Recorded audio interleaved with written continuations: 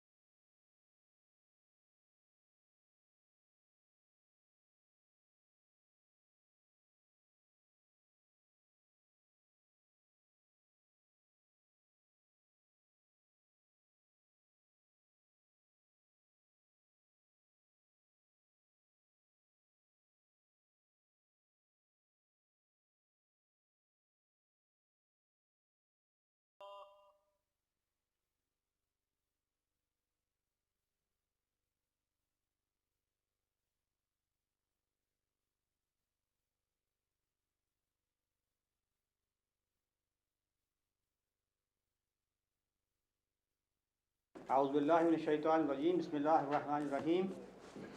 We start with the recitation from the Holy Quran. بسم الله الرحمن الرحيم. والعصر إن الإنسان لفي خسر إلا الذين آمنوا وعملوا الصالحات وتواصوا بالحق وتواصوا بالصبر. The translation goes like this: all humans, since there is gender consciousness these days, I'm not translating it as men or women. All humans are doomed except those who believe and those who do righteous acts and those who bear troubles in the way of Allah, endurance, and finally who stand for the truth. وَتَوَاصَوْا بِالْحَقِّ وَتَوَاصَوْا بِالصَّبْرِ. I welcome you all, ladies and gentlemen, to the second day of our round table with Dr. Israr Ahmed. I would like to inform you that this is not the first encounter which Dr. Israr Ahmed is having with Christian and people of other faiths. Rather, he has been visiting states and he has been invited on different occasions to meet people of other faiths, interfaith dialogue conventions, and especially I will mention there is a association of scriptural reasoning, and they held a meeting quite a few years ago, and he was invited there, and he exchanged ideas with Christians and with Jews and some other people. So this is our second encounter, I would say, which is very close and focused on certain topics and issues. This is our second day of deliberation.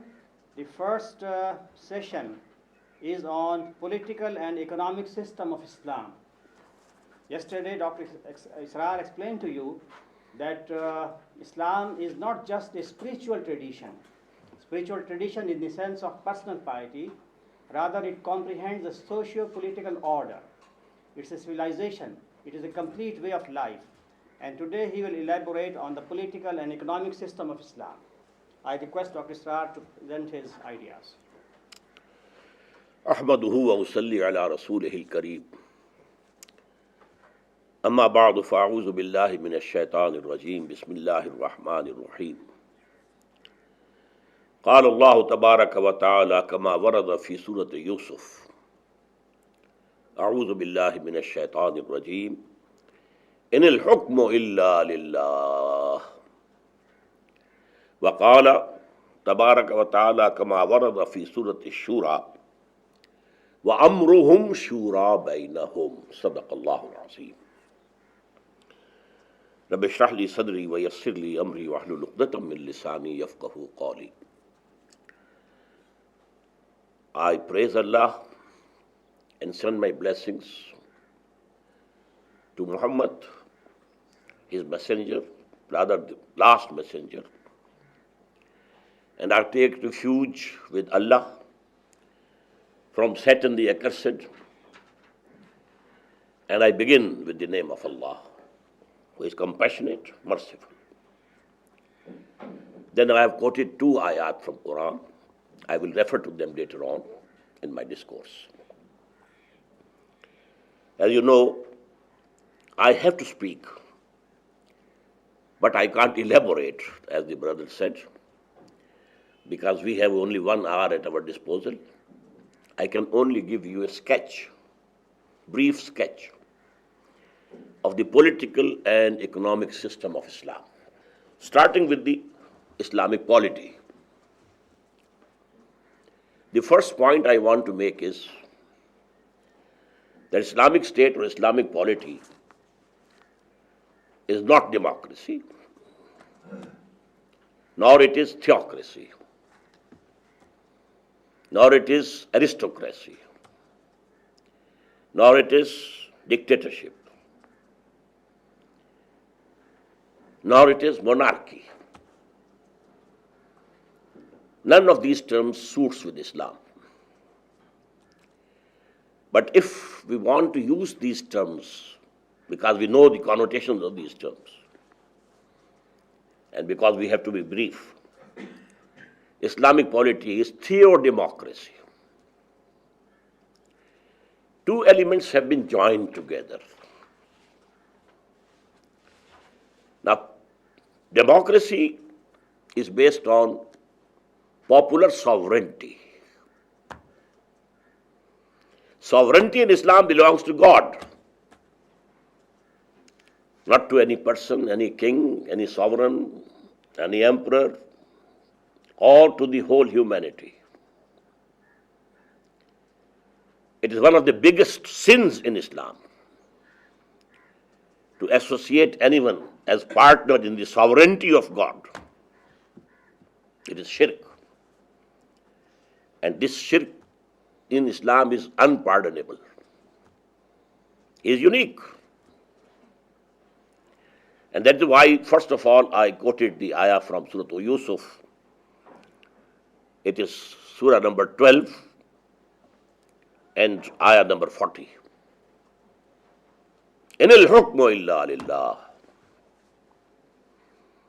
Sovereignty belongs to Allah alone. There is no sovereign, no ruler, no lawgiver except Allah. And this subject has been repeated in the Quran so many times. We find in Surah Bani Israel,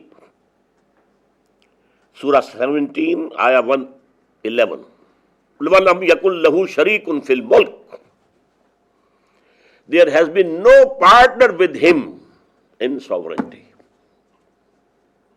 He is the king. He is the ruler. And we find in the next surah, Surah 26, Surah Al-Kahf, Ayah 26, وَلَا يُشْرِكُ فِي حُكْمِهِ أَحَدًا. He is not ready to accept any partner in his sovereignty. At so many places we find the word Al-Malik, the king, for Allah. In the beginning of Surah Al-Jum'ah, in the end of Surah Al-Hashr, Al-Malik, Al-Quddus, As-Salam, Al-Mu'min. 8 names of Allah in rapid sequence in 1 ayah of Quran. 8 names. But the first one is Al-Malik. He is the king, he is the sovereign. So here we rule out democracy. Democracy based on popular sovereignty, sovereignty of the people. But theocracy, what does it mean? Rule of some clergy or some caste, as in Hindus, Brahmanism. There's no Brahmanism in Islam. There's no rule by clergy in Islam. no pope. So this is not theocracy. I need not go into detail, dictatorship or aristocracy. None of them fits in.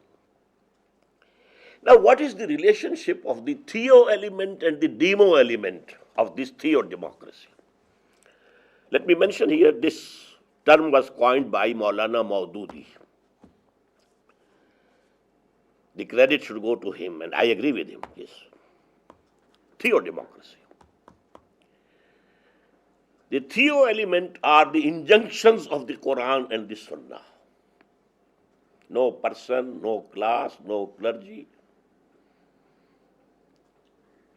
And the demo element is the shura, the mutual consultation about those things in which we don't have any clear injunction of the Quran and the Sunnah. Let me explain it with an example. And here I am referring to a hadith of the Prophet sallallahu alaihi wasallam.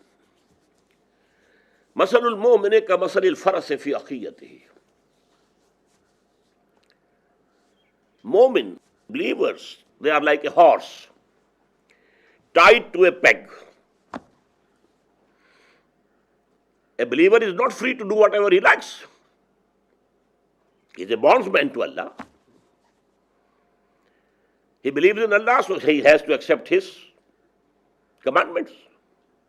He is bound by them. He believes in the Prophet, so he has to follow the example of the Prophet. Another binding. He believes in Quran, so he has to obey the injunctions of the Quran. So he is like a horse tied to a peg. Now I extend this simile. If we have an open ground and we want that the horse should also run and move, if we can tie this horse with this peg with a rope 200 yards long, a circle with a radius of 200 yards come into existence. In this circle, the horse is free to move to the east, to move to the west, to move to the north, to move to the south. To 50 yards, to 100 yards, to 150 yards, to 200 yards. But not an inch beyond the 200 yards. Can't go. Tied up. Now, in this example, this circle represents the injunctions of the Quran and the tradition of the Prophet. We can't go beyond this. But within this circle we are free. And Quran says it is amruhum. Allah has left this circle for the people to decide. And there they can decide by mutual consultation. Amruhum shura bainahum. The matter that Allah has left for you to decide, you can have mutual consultation. And you can make decision by counting of votes, no harm. For example, if you have to hold a reception at your house, what drink is to be served? No alcohol. Gone. That is beyond that circle. But any beverage, any syrup, you can serve and you can decide by counting the votes which one is to be served. So this is the demo element, democracy. Here nobody holds the authoritative position that I will say whatever I say you have to do. No, nobody. This is amruhum. This is the matter left by Allah for the community. They will decide it. In this way, Islamic polity, Islamic state is a combination. Within this circle, you can establish the best norms of democracy, best norms of democracy. We can say it's limited democracy. But limited not by any person, not by any human being, not by any class of people, not by any nation over any other nation. Limited only by the injunctions of the Quran and the tradition of the Messenger of Allah. Now, I come to the second point. If sovereignty belongs to God, what remains for the mankind? That is called khilafah, vicegerency. Allah created Adam according to the Quran as vicegerent on earth. Vicegerency. And what is the relationship between the sovereign and the viceroy or the vicegerent? We have our experience, and Brother Markham must be knowing it. We were subjects to the Britishers. The sovereign was there, the king or the queen of England. We had a viceroy in Delhi. What was the relationship? Whatever instructions are coming from His Majesty's government or Her Majesty's government, they have to be implemented as such. The viceroy can't change them. But where there is no clear instruction from His or Her Majesty's government, the viceroy has to look to the local conditions, use his best judgment. What would be in the best interest of the kingdom? And he can take a step. So this is the relationship of man with Allah. فَإِمَّا يَاتِيَنَّكُم مِّنِّي هُدًى. Whenever some guidance comes to you from me, you have to obey them. But wherever there is no clear injunction, it's your matter, you decide by mutual consultation, and you are a vicegerent of Allah. Now let me give you a brief history of this vicegerency. Till such time that the institution of prophethood was continuing,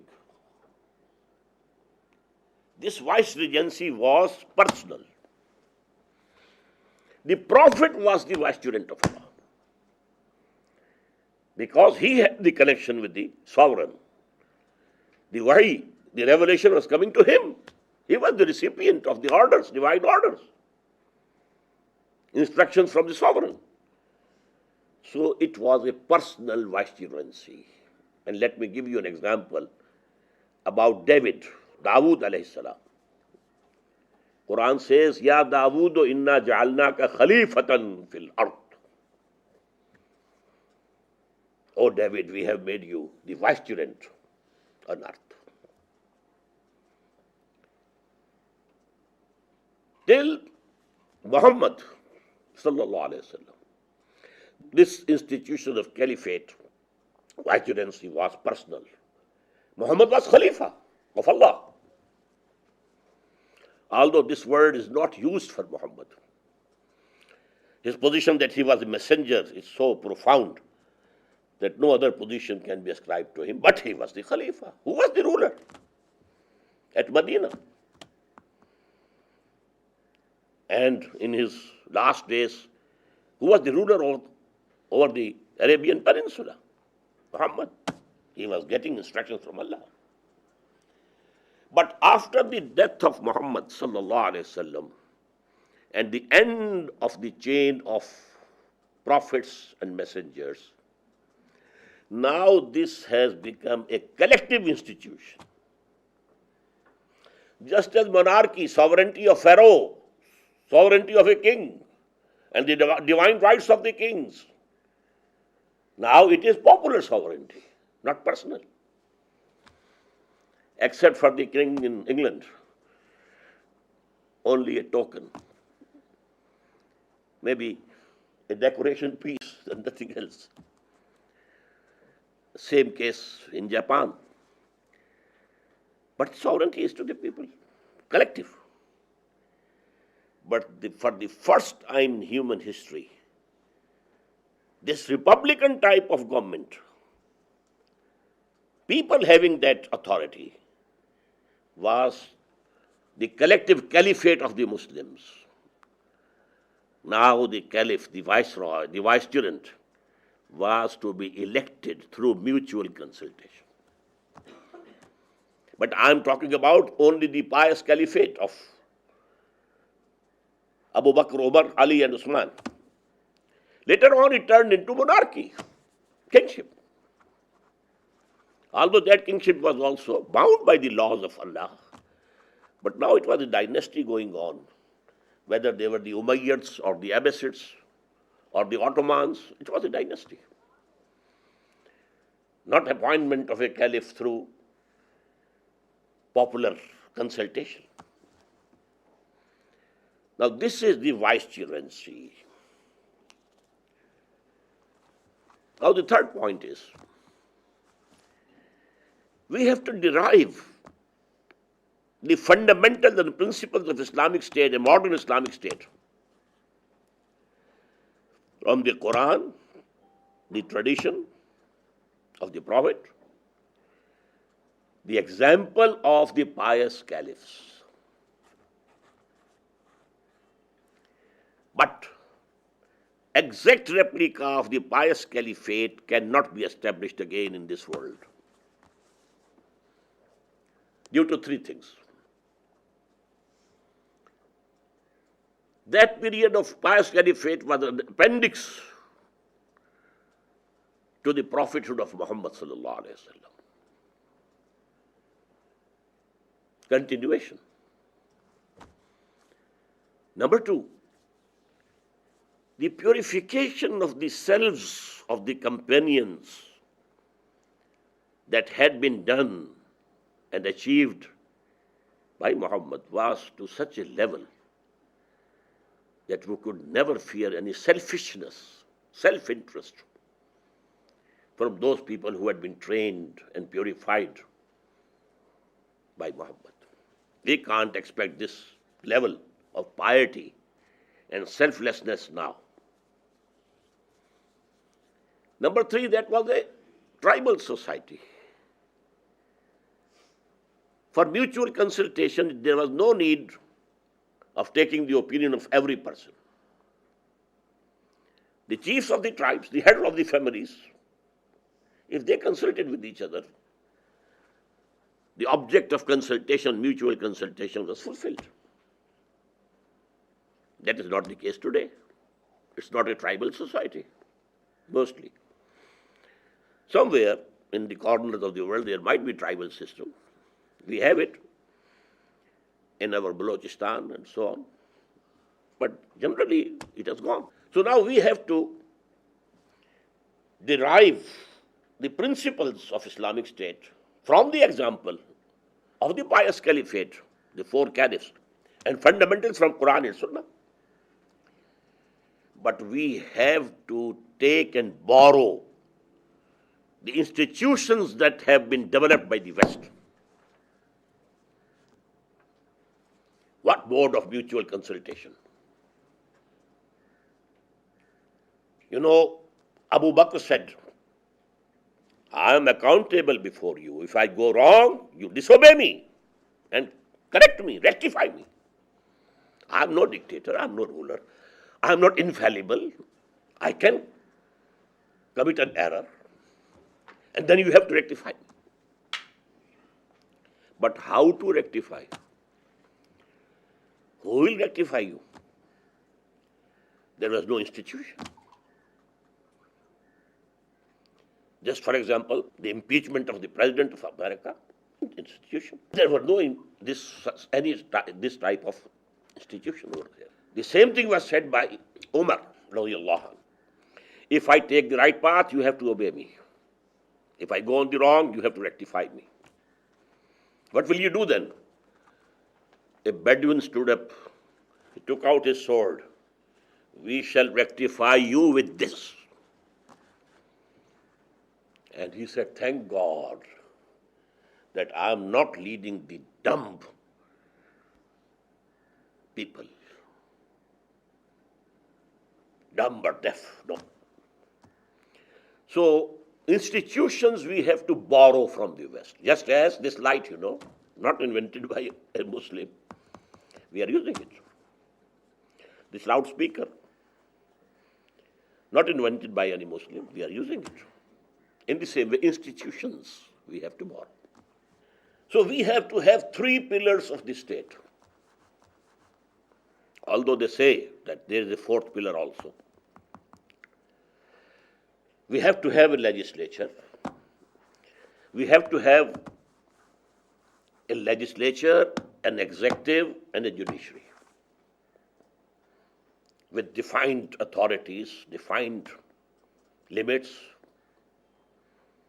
defined checks and balances. Now, what is the scope of legislature? It's a very common misunderstanding that there's no scope of legislature in the modern Islamic state. Islamic law is already there. We have only to enforce it. No. The clear do's and don'ts from Quran, we have to abide by that, or from the Sunnah. But there's a vast area, very vast area of legislation about the foreign policy, about the form of government, whether it should be unitary or federal or confederal, whether it should be parliamentary, two house, or one house, parliamentary or presidential. These are all mubah, and please note, in Islamic law, the principle is not that only such things are permissible which can be proved to be permissible by Quran and Sunnah. No. Everything is permissible which cannot be proved to be forbidden according to the Quran and the Sunnah.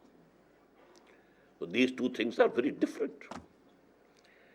Had the case been the former one, the legislative scope would have been very narrow. But here, everything is halal, permissible, unless it can be proved to be haram, forbidden, by the injunctions of the Quran and the Sunnah. So vast field, the taxation policy, what type of a government you want, what subjects you want, an authority you want to give to the provinces or the states, and what you want to retain for the center, etc., etc., etc. Wide scope.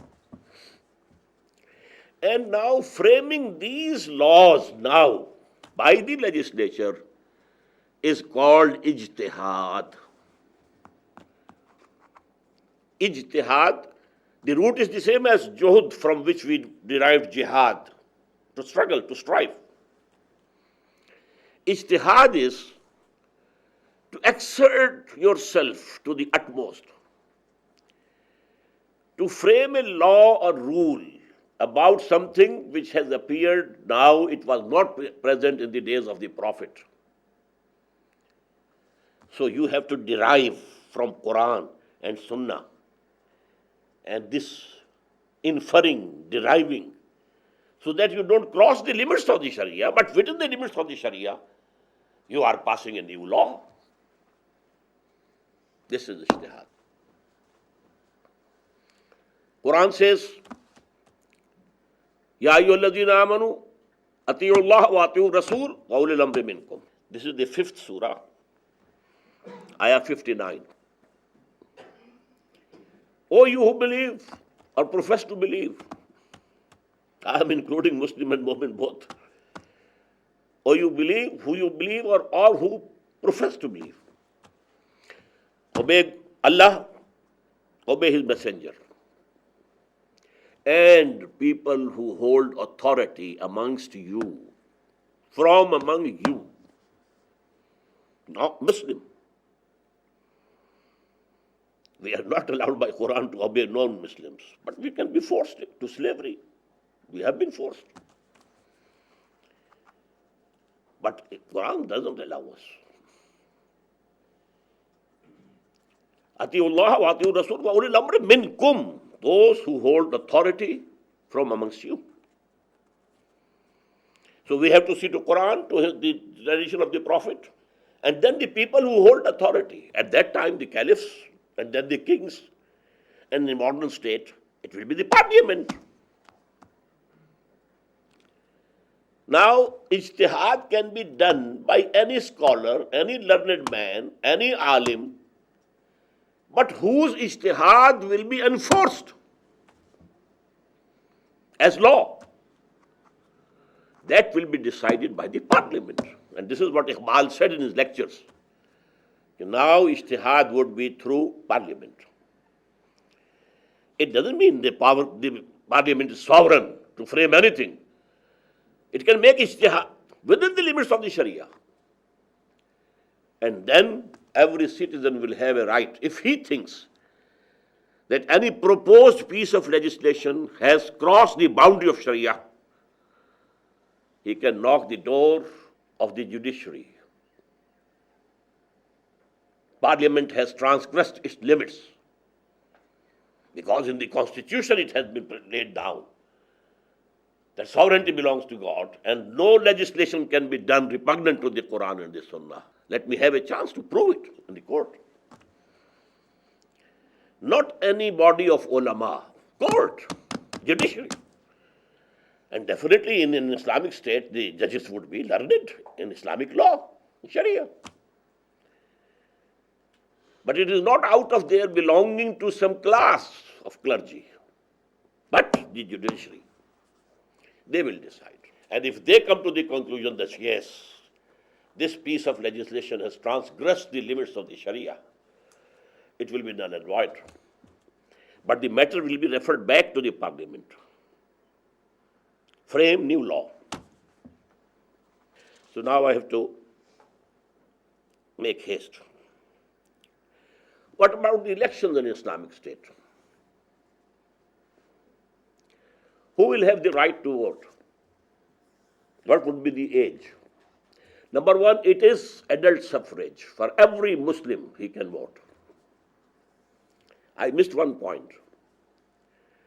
The caliphate, collective caliphate, is the caliphate of the Muslims, not of the non-Muslims. Someone who doesn't accept God as his Lord and his ruler, he forfeits his right of vicegerency. So Maulana Maududi used the term popular vicegerency, and here I disagree with him. It is not the popular vicegerency.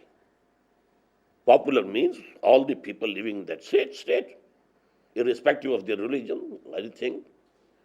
No, this will be the caliphate of the Muslims, Khalifatul Muslimin. Just as the parliament members in the democracy, all the citizens are sovereign, but they delegate their sovereignty to the person whom they are voting for. And now those people are sitting in the parliament and exercising the right of sovereignty, framing laws. In the same way, every Muslim living in that Islamic state, by his vote, he delegates his vicegerency to the persons who are sitting in the shura or the parliament. But they will be Muslims only. This is the bitter thing and very unpalatable for present civilization, the present Western civilization. I'm coming to that. So now election can be, by mutual consultation, we can fix the age. But all Muslims, men and women, will have the right of vote. Age can be fixed by mutual consultation. Amruhum shura bainahum. And as regards the candidates who come forward, I think his age should be fixed at 40, at least. Because in one ayah, number 15 of Surah Al-Ahqaf, Allah Ta'ala has fixed the age of 40 for psychological maturity of human beings.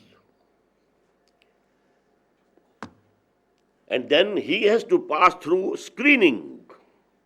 What is his character? In Islamic State and in the court, no Muslim can appear as a witness unless he is screened. What's your character? What your neighbors say about you? How have you accumulated this wealth? Can you justify? So very thorough screening of those who come forward to fight the election. This is the only distinction.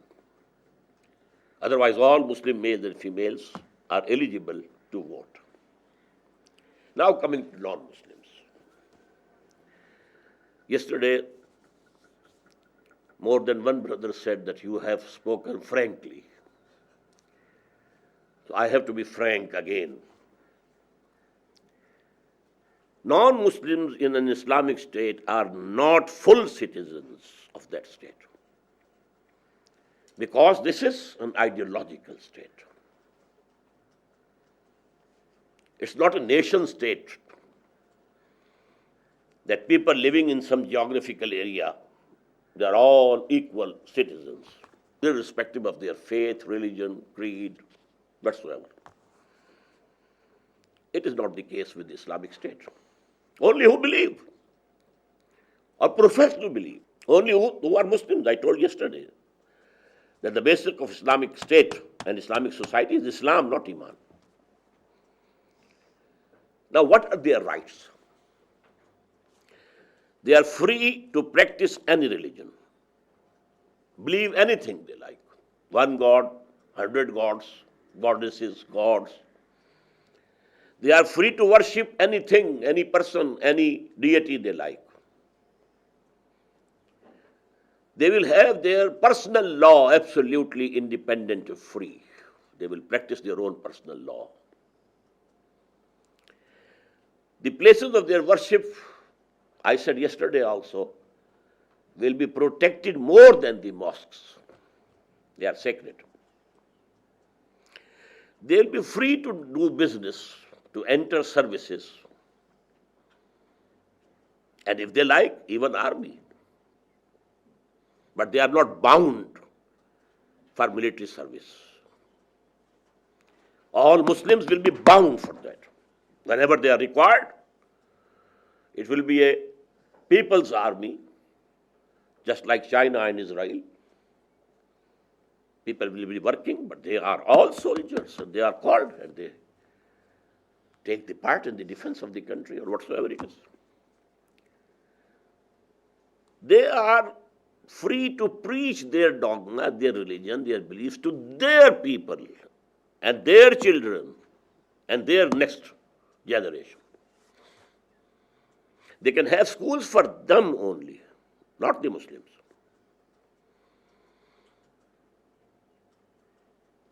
They are not allowed to preach their religion to the Muslims. Here you have to note that because the basis of the state is religion, the basis and the foundation of the state can be eroded and corroded if this freedom is given. Now, only two places where the non-Muslims will not be able to participate. One is the legislature. It's very logical. That has to be based on Quran and Sunnah. And they neither believe in Quran, nor in the Sunnah, nor in the Prophet. So only Muslims can go there. The non-Muslims can have their own parliament, consultation body, to fight for their rights, to represent themselves. Oh, okay. But the legislature has to be of Muslims. Number two, the highest positions where the policy is framed of the state. Non-Muslims will not be included there because the basic policy of Islamic State is to propagate Islam throughout the world. Try to establish Islam as a political, socio-economic system over the whole of the globe. That has to be the basic policy of an Islamic State. And it's clear that no non-Muslim will be contributing to this. So these are the only two places. Otherwise, they are free. And then they have to pay tax. Muslims will be paying zakat, an obligatory tax, obligatory charity, 2.5% of all your belongings. But a fixed jizya, we call it, and there is a very bad taste about this word jizya. It is from jaza, the reward, because Islamic State is providing them peace, tranquility, security, just like the concept of taxes. Why do people pay taxes? to make the government able to have peace there, security, defending the country, you need army, you need force. So non-Muslims will pay jizya or tax. And it is a poll tax on every individual. It will be forced. So now, I think I have covered the basic questions regarding Islamic polity. Now I turn to Islamic economic system. Here I have to be more brief. It's a very complicated subject. And I told you in the very beginning, I have not been a student of philosophy or student of economics. But because Quran claims that it is the guidance for whole mankind for all time to come till the end of this world, so it has touched and discussed all these aspects of human life. On that basis, I find myself, having a right to speak on these topics also. I will keep, two reference points: capitalism and communism. Although communism, it is said it is dead, I think it can be resurrected. It was a reaction to capitalism. And now the capitalism is going much farther, much farther, much farther. And the reaction you saw in Seattle, in Davos, in Washington, this is the reaction to that global capitalism. If Islam doesn't come in this world, this communism in another form, another shape, socialism will come as a reaction. So now these two systems, they are the point of reference. And I don't need to go into details. Private ownership, not only of the articles of use, but also the means of production. A factory, a mill, a farm, anything. Here, on the other side, no private ownership. In the beginning, that was total negation, but then they allowed private ownership of the articles of use. You can own a small house, a bicycle, or a car, and so on, for use, not for production. What was the result? Positive result of capitalism. Personal incentive to work harder. If I earn more, I possess more. Competition. Better production. Free market. No controls. Let the prices be determined by the demand and supply. If the demand is more, supply is less, prices will go high. Let them go high. If the demand is more and supply is less, otherwise it can happen. The authority to hire and fire. So if you want to remain as an employee, you have to work. You have to work. So the production was more. On the other side, no personal incentive. You have to pay wages only. That's all. Why to work harder? Why to produce more? You will not possess more. You will be given the same fixed wage. So no improvement in the quality of production. Quantity, quality, both remain back. And that was the fall of communism, the cause of the fall of communism. In the beginning, there was an ideological fervor which sustained that economy. But this ideological fervor became diminished and diminished and diminished and diminished. So what happened?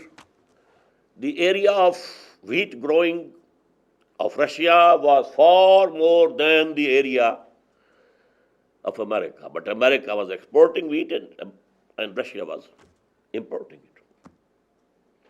But on the other side, the positive point of communism or socialism, not a very wide gap between the haves and the have-nots. There was difference. A foot constable or an ordinary soldier and the commander-in-chief, they couldn't be equal in their salaries. But they say that the most difference maximum was 1 to 30. That's all. And in that system, appalling gulf between the haves and the have-nots. But then, the capitalism had to make a correction. This gulf has to be kept in certain limits. If the poor are hungry, they will attack you, they will revolt. So give them subsistence level, unemployment allowance, some sort of security, social security. Give them something. Otherwise, they will revolt. I hear that they call it the internal management of capitalism. Now, what is Islam? Maybe you are astonished to know. According to me, my study, Islam doesn't have one economic system, it has two.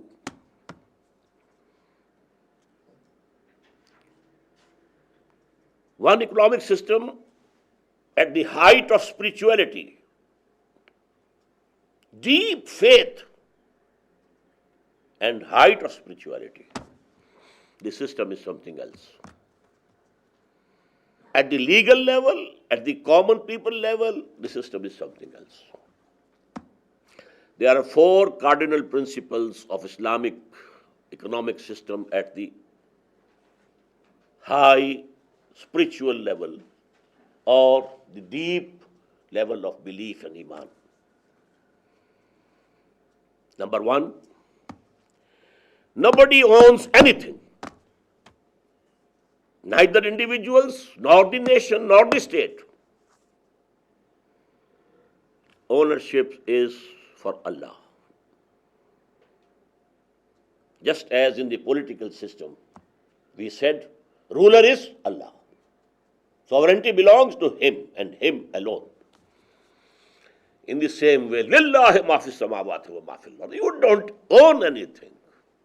Ownership belongs to Allah. You are only custodians. Parallel to caliphate.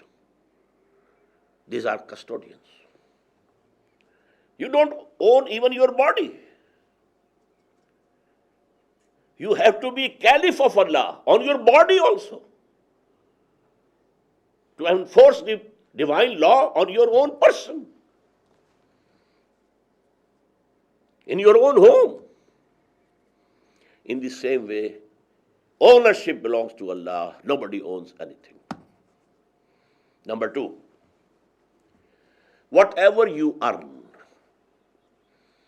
maybe through agriculture, maybe through business, maybe through industry, or service somewhere in the offices, etc., etc. Whatever you get is not your earning. It is the bounty of Allah.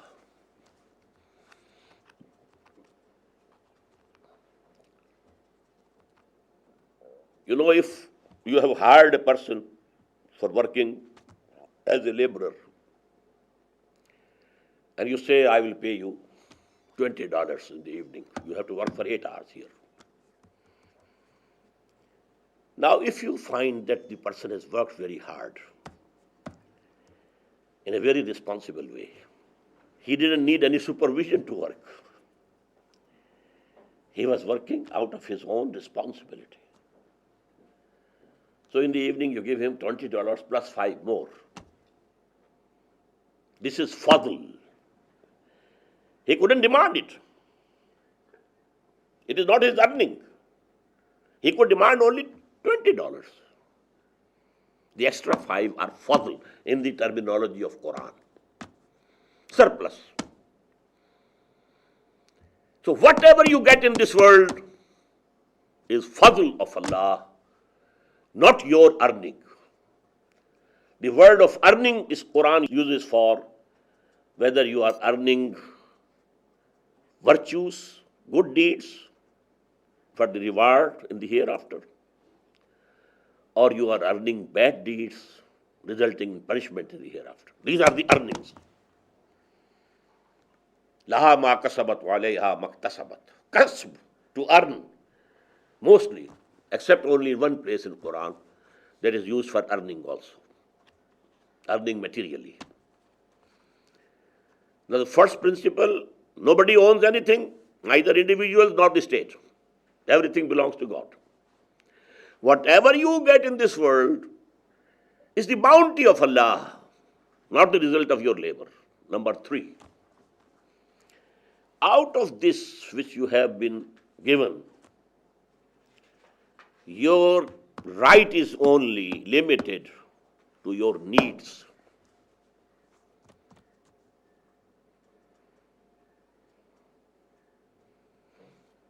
Whatever is surplus from your needs is the right of the poor, people who have remained behind financially. Or you may say it is for Allah. Give it away. It's not yours. Allah has put it in your wealth to test you, whether you keep it for yourself or you give it to the people whose right it is, not yours. يَسْأَلُونَكَ مَاذَا يُنْفِقُونَ قُلِ الْعَفْوَ. When there was, instruction and persuasion, spend for the cause of Allah, spend for the pleasure of Allah, spend and spend and spend and spend 1,000 times. People asked, what is the limit? How much? يَسْأَلُونَكَ مَاذَا يُنْفِقُونَ. How much we have to spend for the pleasure of Allah? Answer was, قُلِ الْعَفْوَ. Whatever is spare, whatever is more than your needs, whatever is surplus, give it up. Don't keep it with you. This is the right of the deprived people. These 4 cardinal principles go to make a complete economic system. The Prophet ﷺ himself, he lived at this level. Never accumulated any wealth. No penny to be retained. And there were a number of his companions whom we call fuqara sahaba. Abu Zar, Abu Darda. They were living at this level. And after that pious caliphate, the Muslim saints, whom we call Sufia, they lived at this level. And in a Muslim society, although these people will be in a very minute minority, but they are the pacemakers. Who is to be honored? Who is to be respected? The wealthy man or this person who owns nothing, who retains no wealth? He is to be honored. He is to be respected. So moral values, the pacemaking of these moral values is done by these people who are living their life at this level of economic system. But this is absolutely voluntary, not forced. There is no fixed level that this is your requirement and this is not your requirement. You have to fix it yourself. The more you believe in the hereafter, the more you will tighten your belt and spend more for the pleasure of Allah, so that you get the reward in the hereafter. To give you an example of the teaching, how the Prophet used to teach his people, a goat was sacrificed in the house of Aisha radiallahu ta'ala, the wife of the Prophet. All the meat was distributed among those poor people, the Ashabu Suffa. There were people, who were sitting in the mosque only to learn from the Prophet, doing nothing, no business, no labor. So it was distributed. She only kept one shoulder, because this meat of the shoulder was liked by the Prophet. He retained. When the Prophet came, he asked, what remained of that goat? He answered, nothing but a shoulder. He said, no, whole of the goat has been saved, except this shoulder which we will consume. What we have given, it is saved forever. Just as Jesus said, don't collect in this world where there is fear of theft, where things, are destroyed. Why not gather everything in the hereafter? There's not going to be any theft there, no loss. Why do you deposit in the banks over here? Why not deposit in the divine bank of the hereafter? So this is voluntary. And that is the beauty of it, not forced. It's not legal. Legal things are forced. Now I come to the second legal system, legal economic system of Islam. It is controlled and internally managed capitalism. Private ownership is allowed. You can have a shop, you can have a factory, you can have a farm. In a limited sense, it is your property, but it is actually its divine trust with you, sacred trust. With this principle, all those things of capitalism come there to play, which was not there in communism. Personal ownership, personal incentive, competition. Try to improve your product. You have to compete in the market. Try to lessen the price. You have to compete in the market. All these cardinal principles of capitalism, by virtue of which capitalism triumphed and succeeded, and Fukuyama boasted, this is the end of history. It is proved that this system of ours, based on liberal democracy and capitalistic economy, is the best. There's no rival. Man has reached the pinnacle, the climax. There's nothing else who can come and confront our system. But Islam has done two master strokes by which capital will play a role in the economy, but it will not go beyond certain limits to become an overall controller of the economy.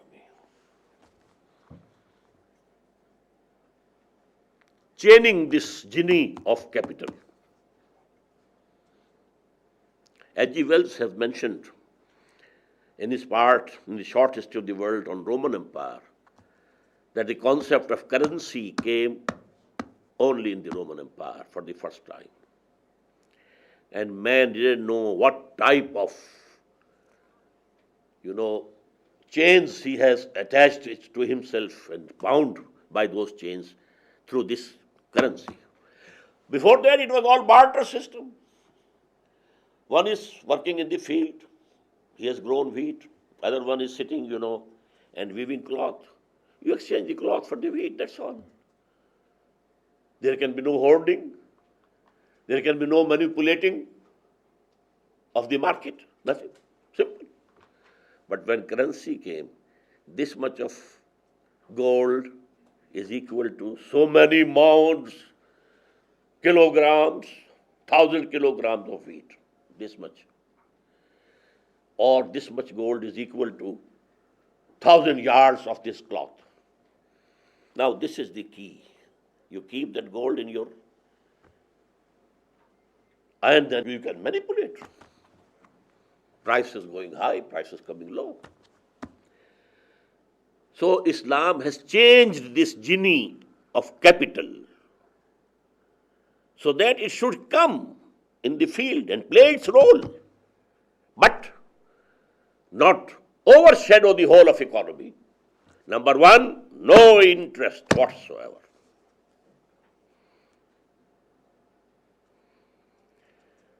Earning has three elements: labor, capital, and then chance also. The same amount of labor and capital earns some amount of profit at one time, and the same amount of labor and capital may earn different amount at different time. But in principle, capital earning capital, haram. Except a few cases I will let you know. Basic proposition is capital with labor. This is the rightful earning.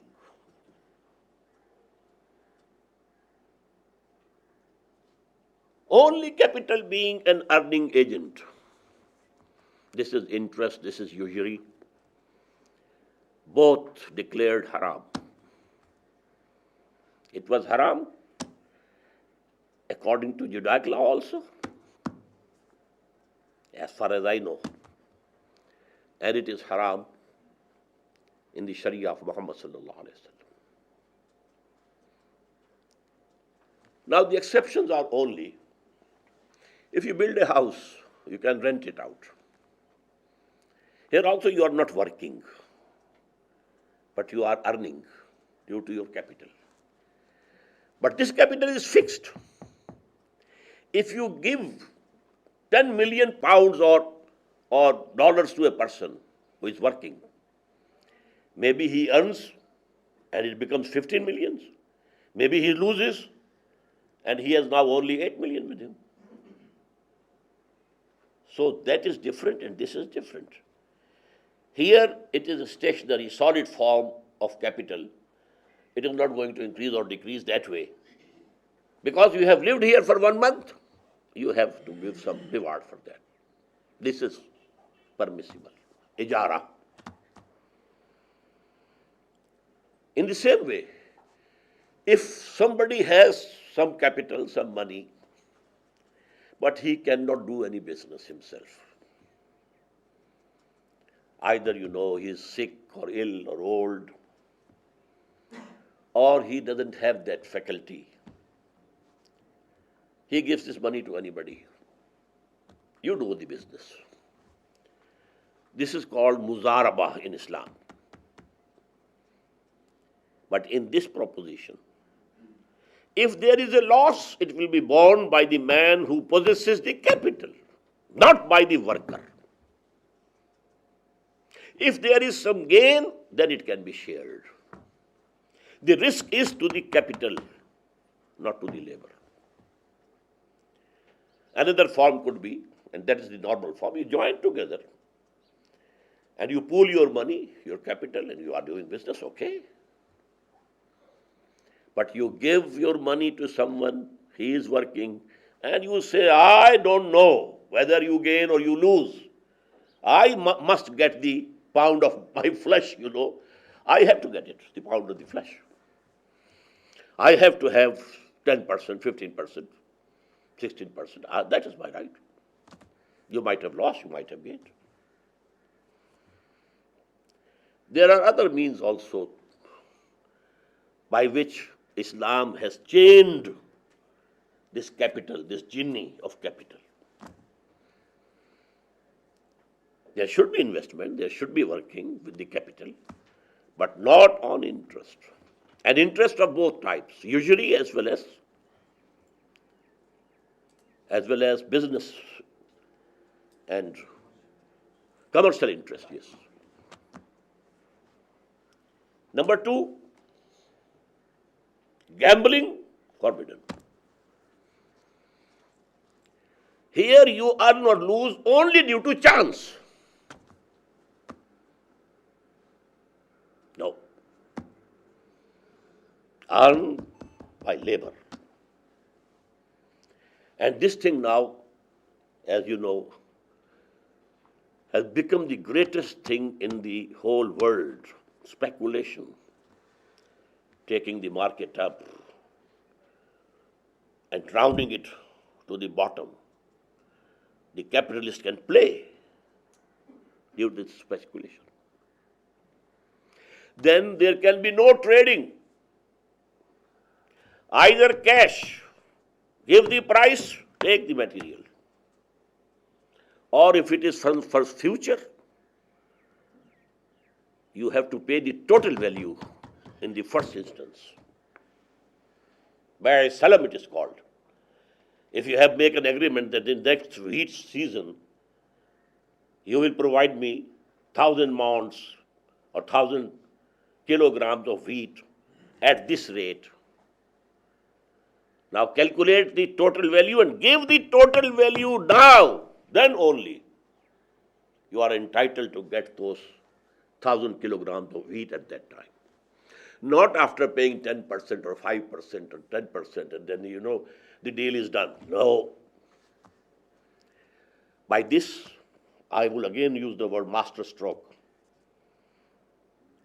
Over trading is stopped. You do the trading within your limits, whatever capital you have. Over trading. The capital going far out. So these are some of the measures. The most important, riba.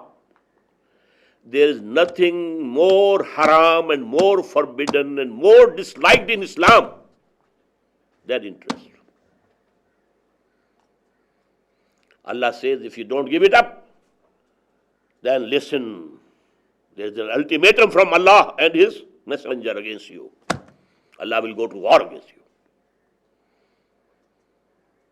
In the beliefs, shirk, to assign some partner to Allah. And in actions, this riba, interest, the worst things, according to the Islamic Sharia. Now, what is the internal management? Institution of zakah.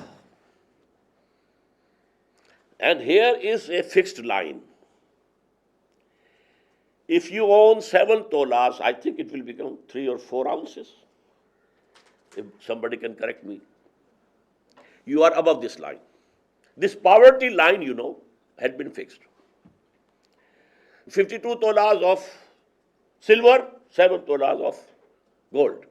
If you have, you are a donor. If you don't have, you are a recipient. This zakah is to be taken from you legally, forcibly. And the first caliph of Islam, Abu Bakr, fought against those people who refused to pay this zakah. That is one of the pillars of Islam. I talked about the pillars of Islam yesterday. The Shahada, the 5 prayers, the zakah, obligatory charity, and the Sawm, fasting, and Hajj. This is one of the pillars. Although he was advised, don't declare war against them. We are going to war against those people who have claimed the false prophets, who have stood up and we are also prophets. And also, the war started with the Romans. So don't open a third front. He said, no, I have to do it. So this zakah, tukhadhu min aghniyaihim wa turaddu ila fuqaraihim. It is taken, extracted out of the rich, and the rich are those who are above this line. And they are returned and given to those who are poor. But the poor is not the one who has nothing to eat, but the one who doesn't have 52 tolas of silver and 7 tolas of gold. In this way, because there is free competition, and in free competition, there necessarily there will be people who will go forward and some will remain backward. Free competition. So now who have remained backward, they have to be taken care of by those who have gone ahead. This is the internal management. But the beauty of this Islamic system is that the moral teaching is don't accept zakah. Work. It's against your dignity. Not like, the right. We have the right to have this social security. It's our right. We have to have it. No. The moral teaching is earn for yourself. Don't live on this charity. So there goes to be a very big difference between the two. I request to add one point to the political structure, which I forgot. It's not one party system in Islam, multiple party system. But the manifestos of all the parties will be screened, that none of the manifestos contains anything against the injunctions of the Quran and the Sunnah. But there can be different parties, they can have different outlooks on taxation, they can have different outlook on the provincial authority and the central authority, and they can have different these things. Whichever is permissible and mubah, not haram, not proved to be forbidden, they can include. But it has to be screened. Or somebody can go to the court, just like, if a piece of legislation has been passed by the legislature, I have the right to go and knock the door of the higher judiciary that this is against Islam, this is against the Quran and the Sunnah, in the same way. Israr Ahmed has almost very barely and schematically stated the essentials of two very important areas of corporate life, our political system and economic system. And he has studied his normative point of view, of course, gleaned from Quran and Sunnah.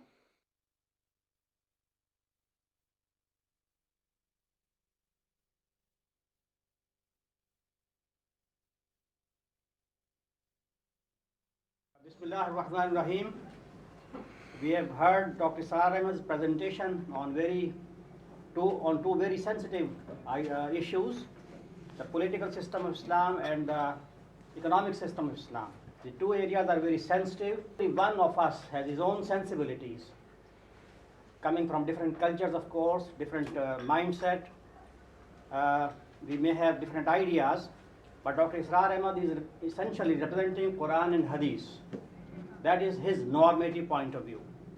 Now, for interaction, I would first request Dr. Norton. I have listened attentively to what you've said, and I feel obligated as a proud Jew, let me say, who believes in Judaism, but perhaps even more importantly, as an open-minded and I hope compassionate human being, and as an advocate of democracy, I really feel that I must make a brief, respectful, but also frank comment that you may answer if you wish. Now, for much of my life in my teaching, writing, and human rights activity, I have struggled against the Jewish exclusivity of the State of Israel, made so by its Zionist character. As a number of great Jewish thinkers have argued in the past, and do argue today, this exclusivity is in opposition to basic human values in Judaism. This state incorrectly presumes to speak for all the Jews of the world.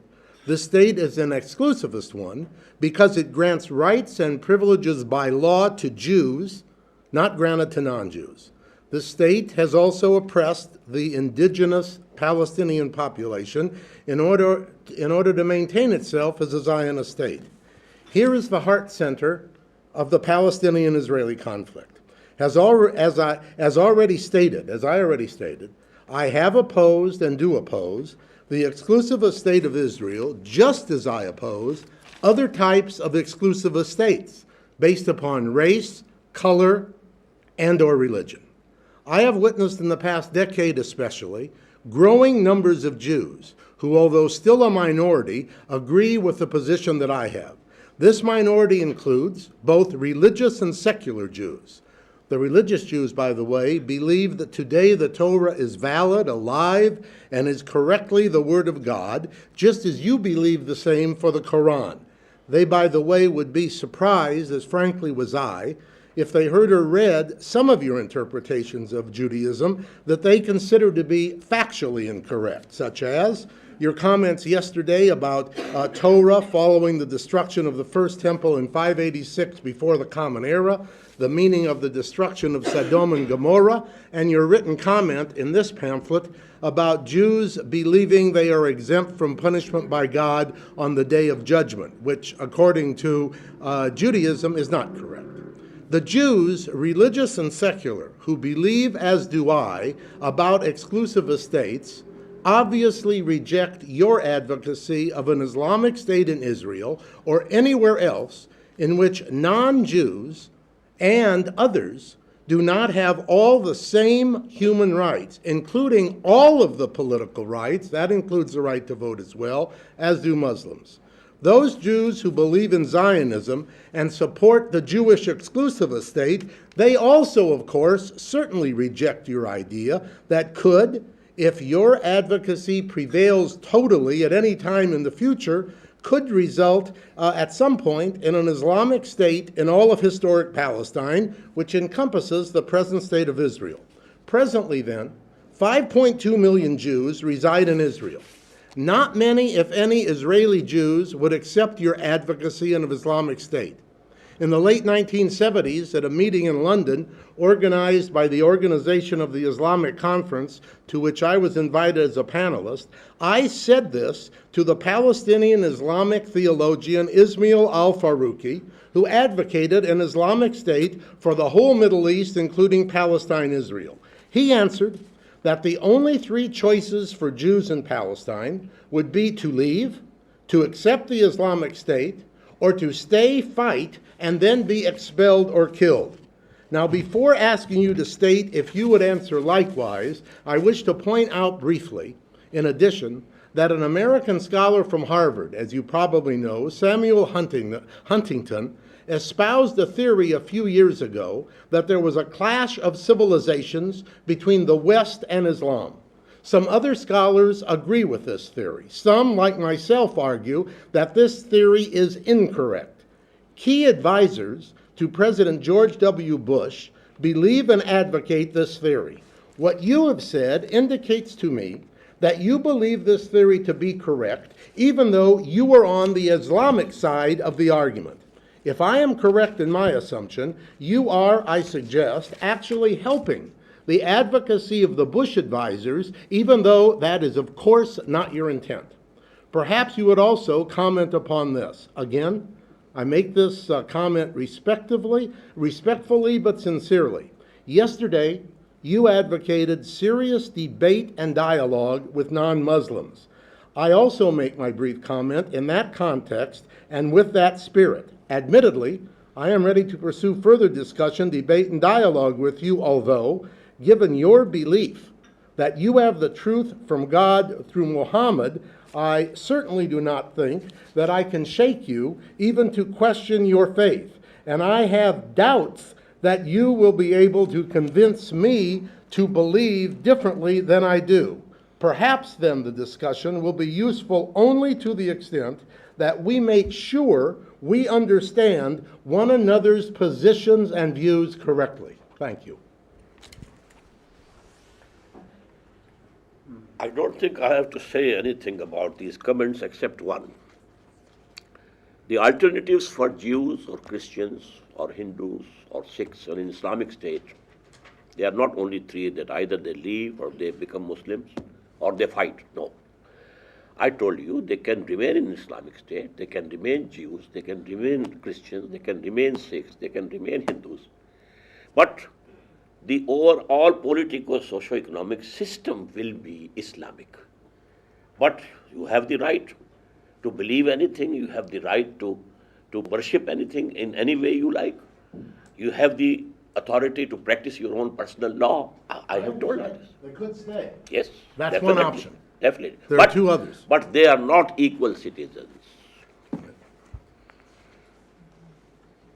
May I? Have you? Yes, No? I'm done. Thank you. I think I have a couple of observations, questions, precisely on issues relating to the minority management in a state envisioned along the lines that you have mentioned. What I'm trying to figure out really is this: that is there, firstly, a critical mass attached or associated with this concept that the majority shall to declare a state, Islamic State, be 51% or 99% or something like that? Is there some such critical mass associated with it? I don't think there is Because any. I want to then proceed from there, because if we take the position of 51-49, we take position of 50.1 and 49.9, I think we are in for a big trouble. And likewise, we are in a big trouble.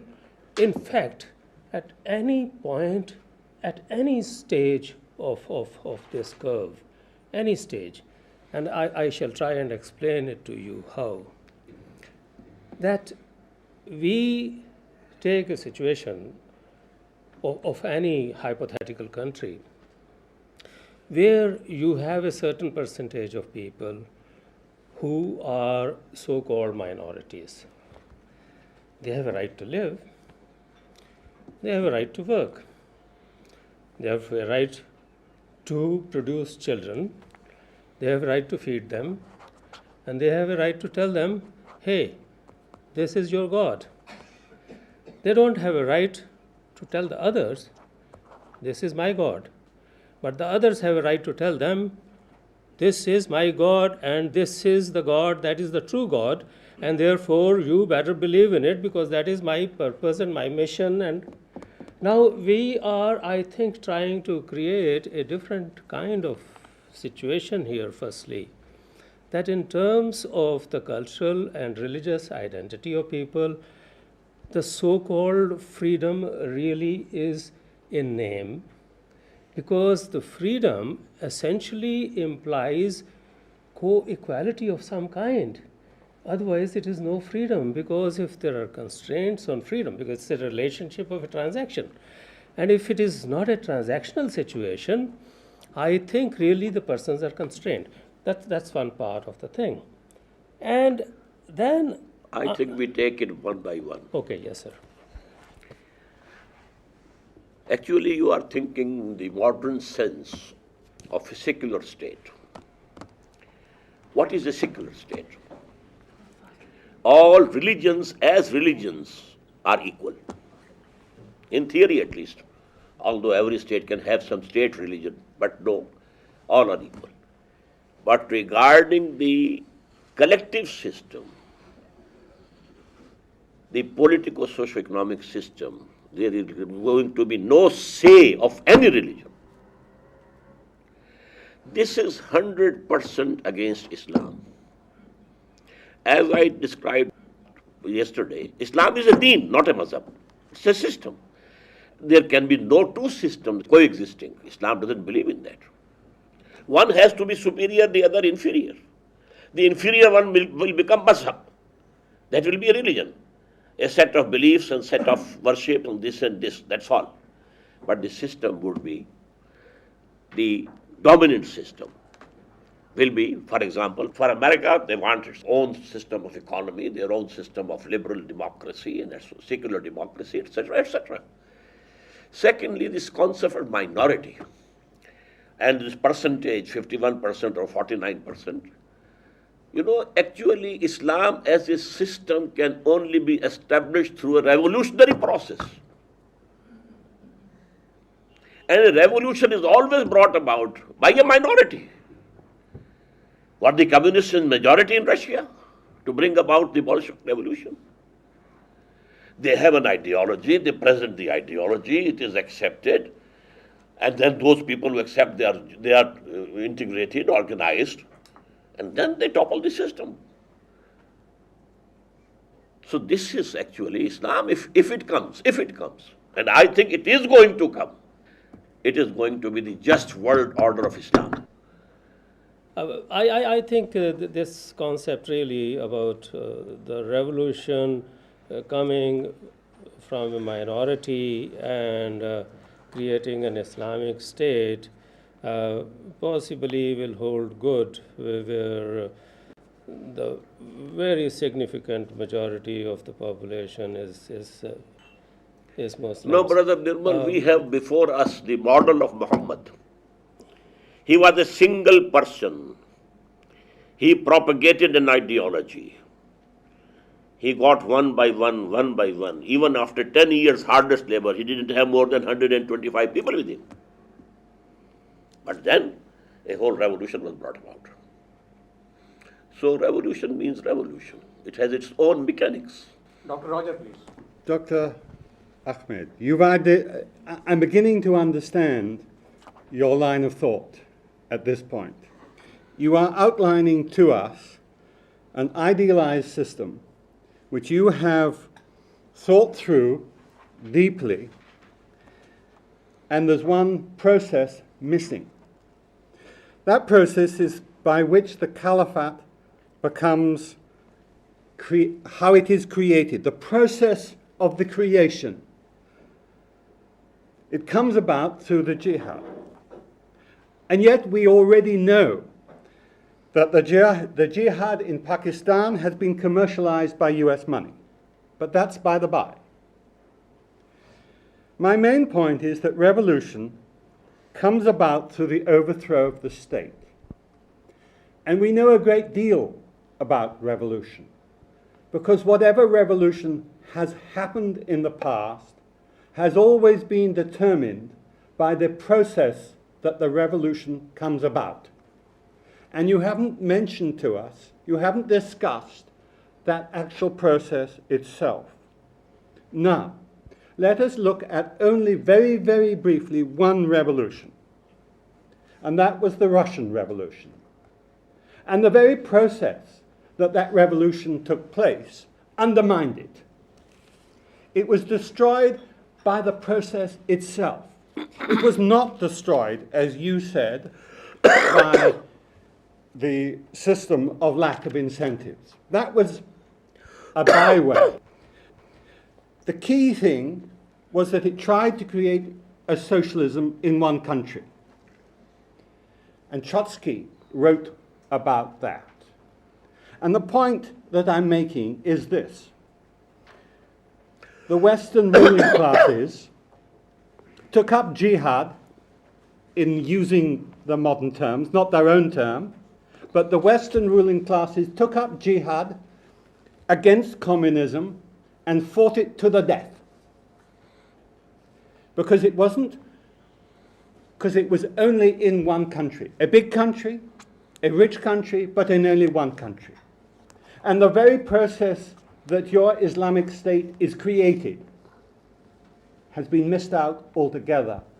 And the idealized version that you give us is only an idealized version, and we know from the past that the idealism from which it starts will be undermined by the process itself. Well, I have to make two comments. Number one, the process through which a revolution comes is going to be the topic of my talk tomorrow. So you are ahead of the schedule. Number two, when I was discussing ayah number 59 of the 5th surah, I should have said because the constraint of time was too much.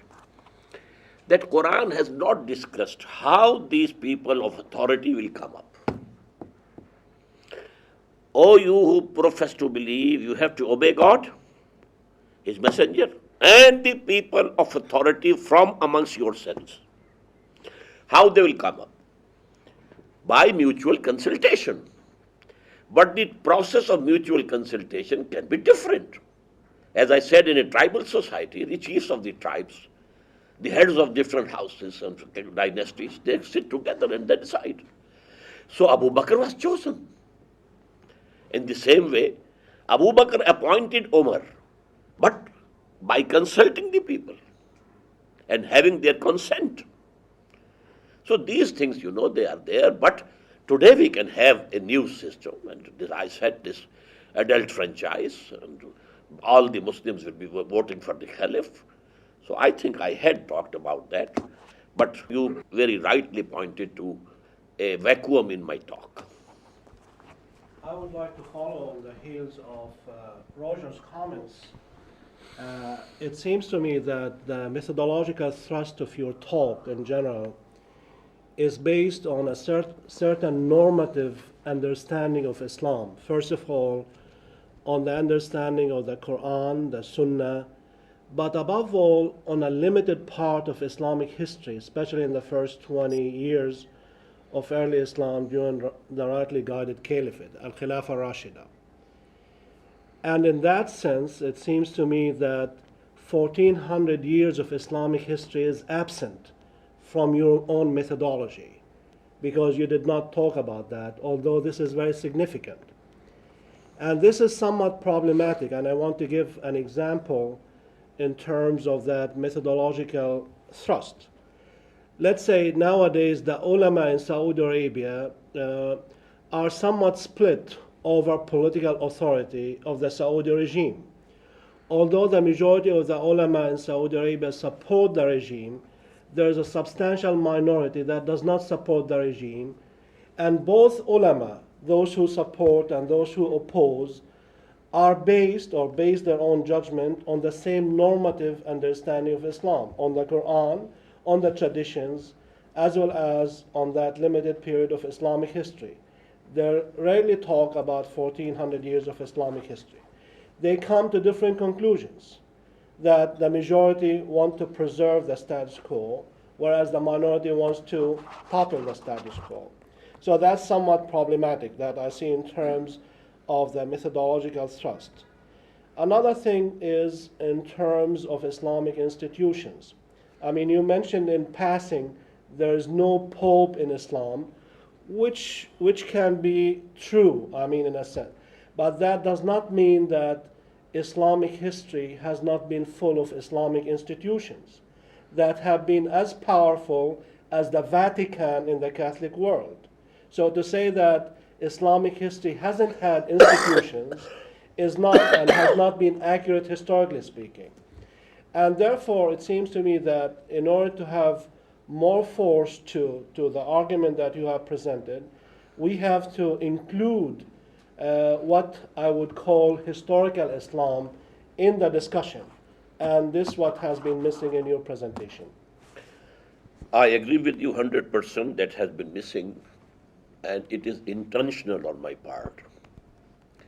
I say we have to take guidance from Quran, Sunnah, life of Muhammad, and the past caliphate. That's all. It was Islam, total Islam, full Islam. Afterwards, it was not total Islam.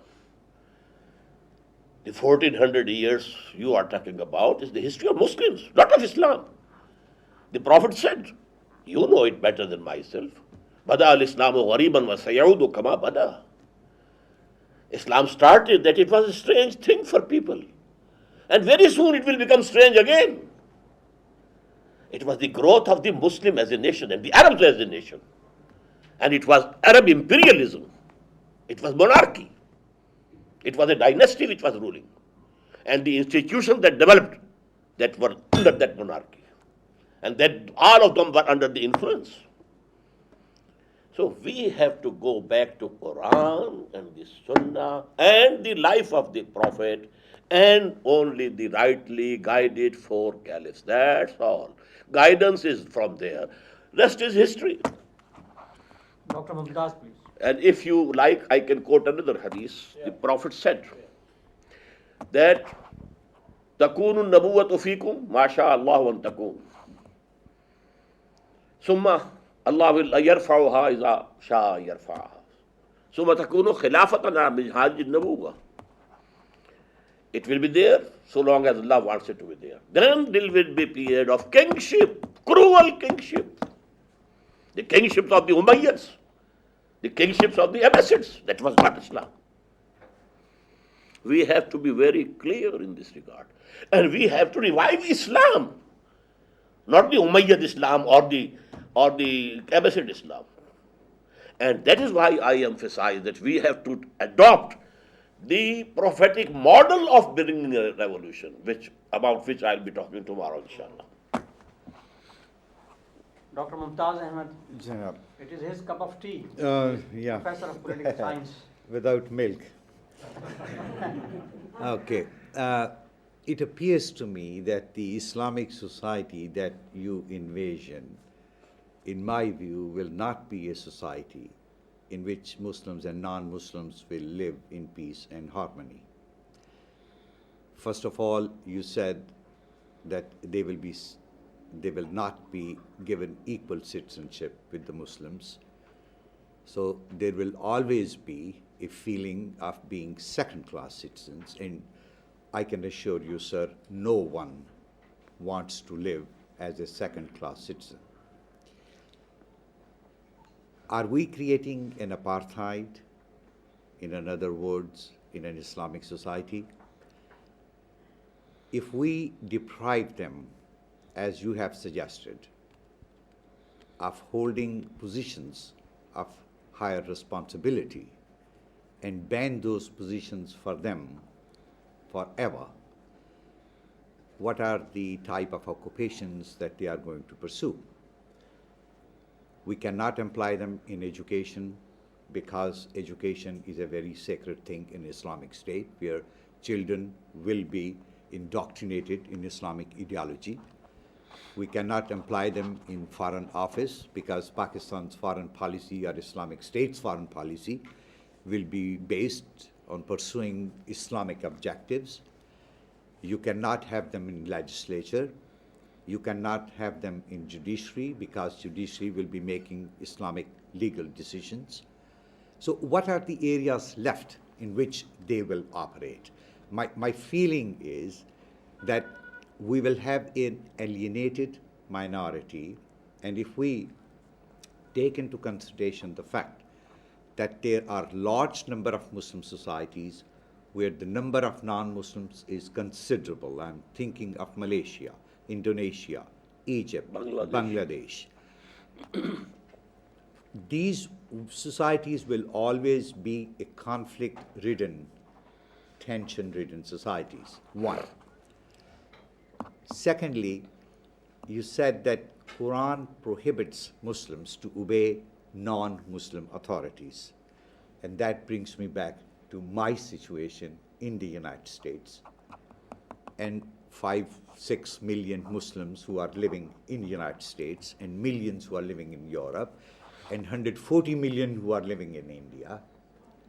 Are we to defy the political authority of the societies in which we are living because they are non-Muslims? These are my comments. Concrete question I have is, you talked about shura, consultation. I have two questions about that. One, what is the concrete shape of shura that you suggest? Secondly, will the decisions made by this shura be based on consensus or on majority decision? Thirdly, will the decisions of shura be binding on the ruler, or they will just be recommendatory, as was the Haq's shura? Now, where to start? Number one, I did admit in the first instance that the non-Muslims in Islamic State are not equal citizens, not full citizens. Whether you like it or not, This is my opinion. An Islamic state, it's an ideological state, it's not a nation state. The professions, they can be doctors, they can be engineers, they can be businessmen, they can be teachers, teaching scientific disciplines. They can be in service. But only top position where basic policy of the state is formed, only those will be exempted. Otherwise, business will be open to them, professions will be open to them. Go ahead. So this is the second point. And I have to be reminded by you what was the third point. Even I thought that. No, apartheid, Related to that, my question was that this type of society, ipso facto, will be a conflict-ridden society, not peace with itself.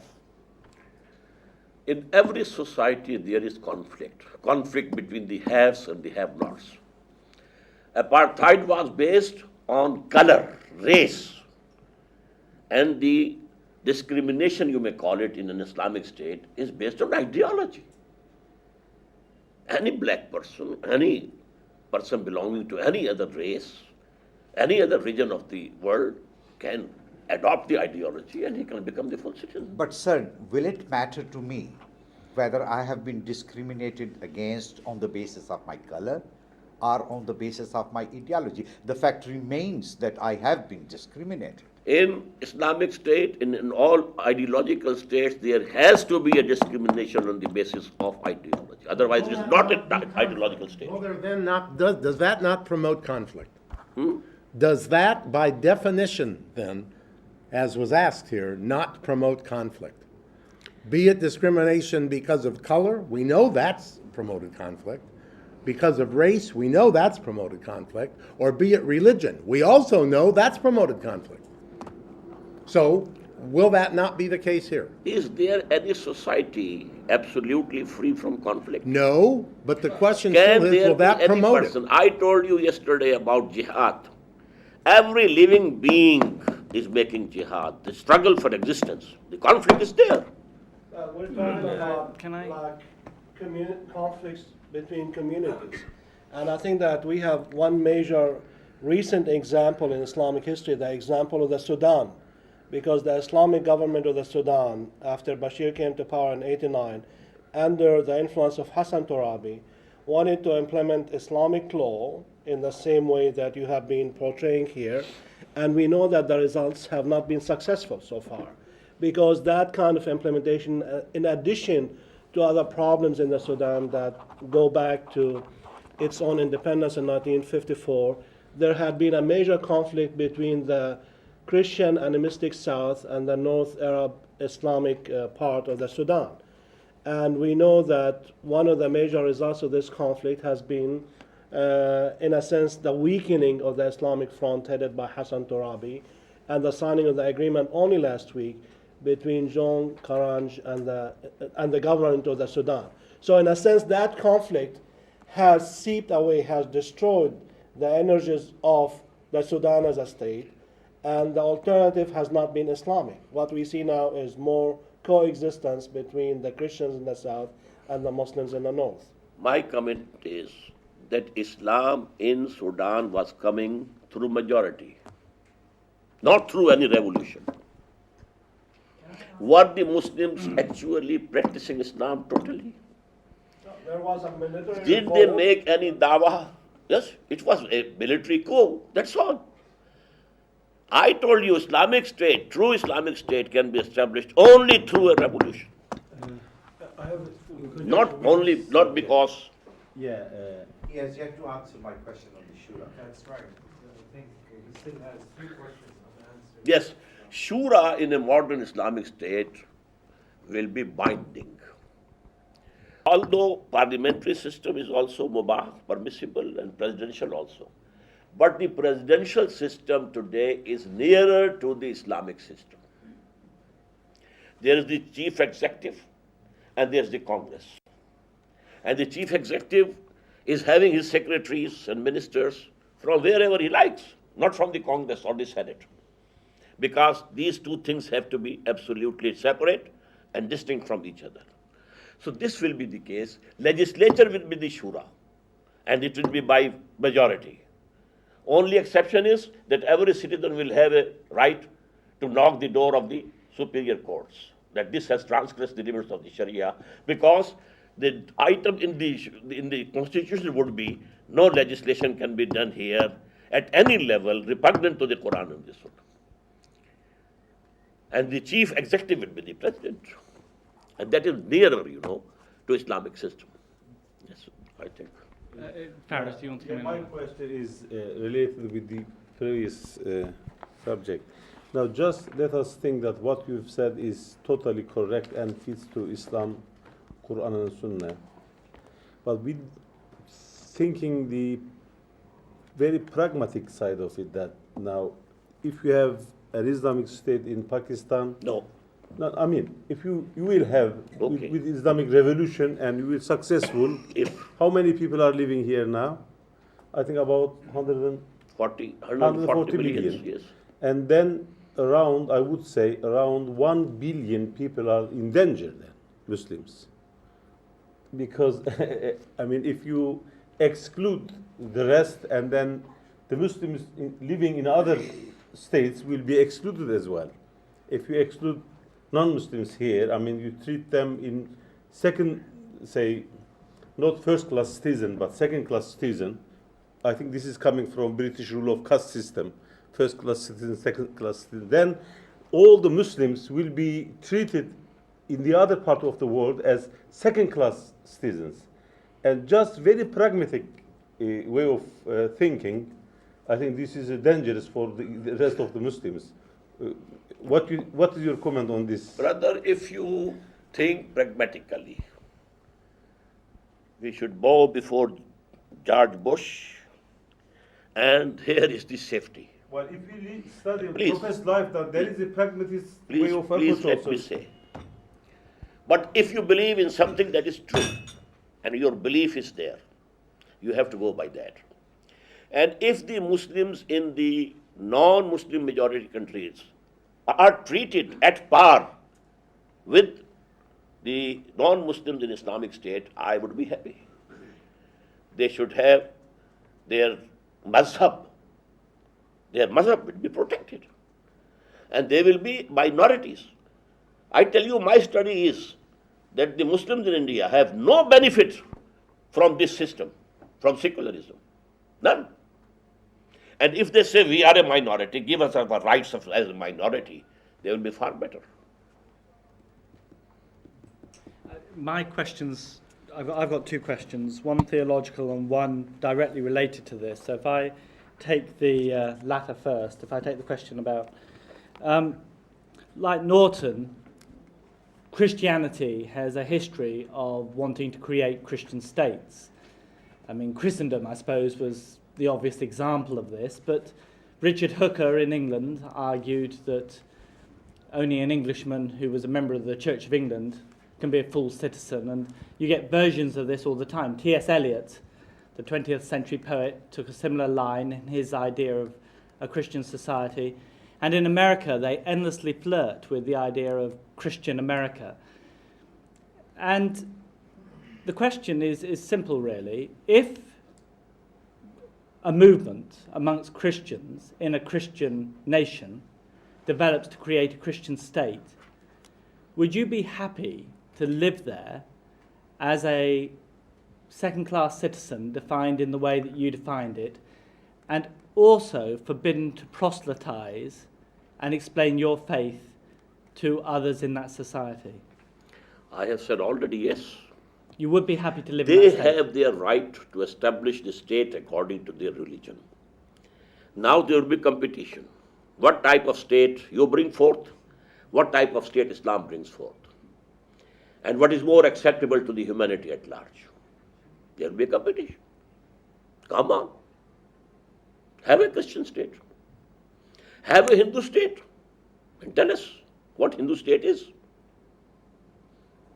So this is my answer to this question. Okay, Now, next. That's very helpful.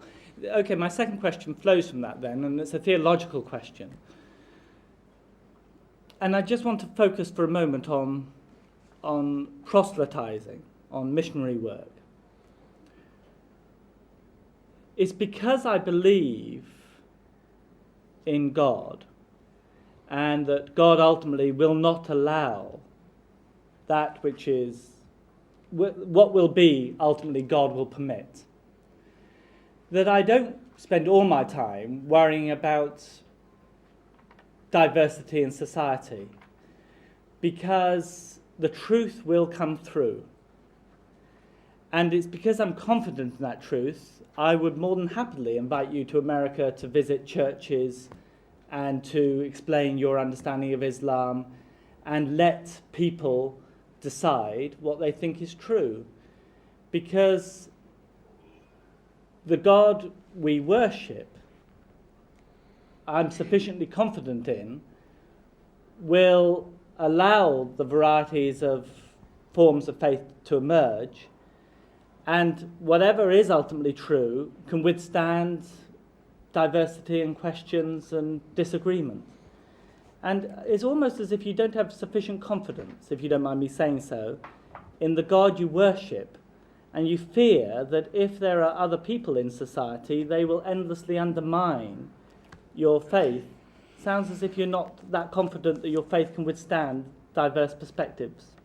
As far as this question of somebody, some Christian coming to our mosque and be allowed to present his case, I think it is not against Islam. What the missions do, they go and address the depressed classes of the society. And there they help them. And they change their faith on this basis, not on an argument. This is mission. This we will not allow. Number two, because Islam is a state, we can't allow anything which can erode the state. We have to keep the state strong. Okay. Thank you. When we speak about Islamic Ummah is not the same as Islamic State. But you seem to be saying that we need to reconstitute the Islamic Ummah in the modern era by means of an Islamic political system. Now, this is not a new argument, but this is a 20th century argument. This is not a 19th century argument in modern Islamic thought. Take the example of Muhammad Abdu of Egypt or Sir Ahmed Khan of India that you are familiar with. They never argued on behalf of establishing an Islamic state as a means of reconstituting the Islamic Ummah. They said that we can reconstitute Islamic Ummah without an Islamic state. This was very clear in their own writings. Whereas the argument of establishing a political system to safeguard the Islamic Ummah is a 20th century argument appearing primarily with force in the writings and activities of Sheikh Hassan Banna in Egypt, in the writings and activities of, as you know, Maududi in India and later on Pakistan. But this is a novel phenomenon that has to be understood in the context of Islamic responses to colonialism in both situations. Egypt was dominated by the British when the Ikhwan appeared in 1928. India was controlled by the British as well when the Jamaat appeared in Lahore in 1941. So one has to understand that in that sense. But what I'm trying to say that this is true. This is one major Islamic argument that in order to constitute the Islamic Ummah in the present time, we need to have an Islamic political system. That's to say an Islamic state, such as in Iran. But this is only one Islamic argument. Because in the 19th century, this argument was not forceful at all within Islamic circles. Actually, what was happening in the 19th century and the beginning of the 20th century, it was a struggle for freedom. And we were nations. You are using the word Ummah. Where the Ummah exists? There is no Ummah at all. Allama Iqbal was the spokesman for this Ummah, the biggest. But he had to concede in his lectures. No Muslim Ummah exists today. So we have Muslims but not Ummah. Yes. We have Muslim nations. He said, instead we have Muslim nations. And now we have Muslim countries. That's all. There's no Ummah. Ummah must have an Imam. The same route. Imam and Ummah.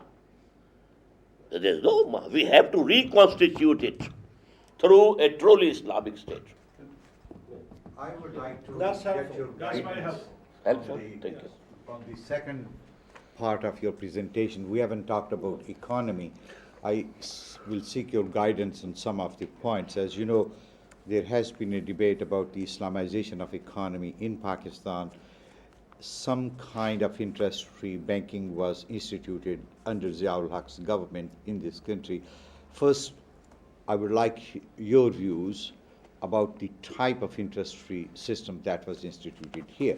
But more fundamentally, I would like you to reflect upon the impact on the government financing of Islamic economic system that you are suggesting.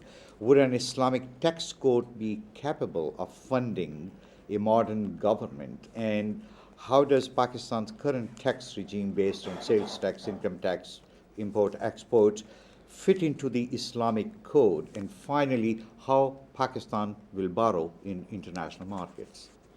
If I can remember, whatever you have said, number one, I don't say that the banking system that was proposed by Zia and later on by the Sharia court is 100% Islamic. There is element of riba and interest in that. Based on Bai' Muajjal and Bai' Murabaha. If you buy this cup cash, it is 10 rupees. If you pay me after 1 month, it is 11 rupees. What is this?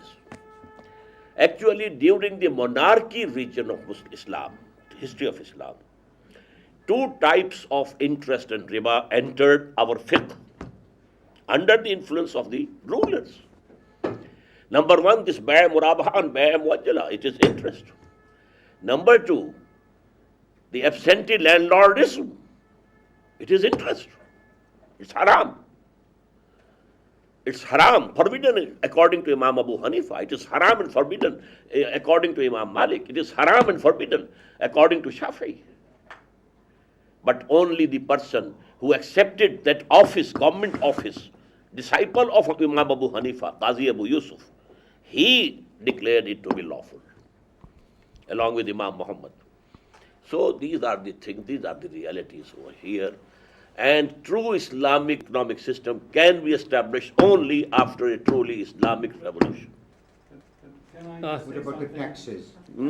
Yes, taxes are allowed. Import tax, export tax, they were there in the pious caliphate. Zaraib, they were called. So you do not agree with the argument given by some of the ulama that after you collect zakat, state cannot impose any not tax? At all. No. What about international trade? How Pakistan is going to interact with international monetary agencies, international finance, international trade? If we have this corporations? self-respect, we shall be on our own feet, on our own legs, and we shall deal with the people. If we are strong enough, they will need to deal with us, and they will deal with us on our own terms. But if we are weak, है जुर्म ज़ईफ़ी की सज़ा मर के वफ़ा जात. Can I just expand on this? Because the economic aspect of your talk this morning was the shortest bit. And to my way of thinking, the economy is the root of everything. Because if you cannot live, you cannot eat, and so forth. If you cannot eat, you cannot live. You cannot live. You cannot, if you haven't. Vice versa. Yeah, obviously. Buy suits. No, this is not the point of what I want to say. The essence of your argument is what I would call Islam in one country. And the problem of the lack of analysis of imperialism and its economic forces, however strong you are overlooking and you are ignoring. Because the essence of imperialism today is through the world bodies of the IMF, the World Bank, and the WTO.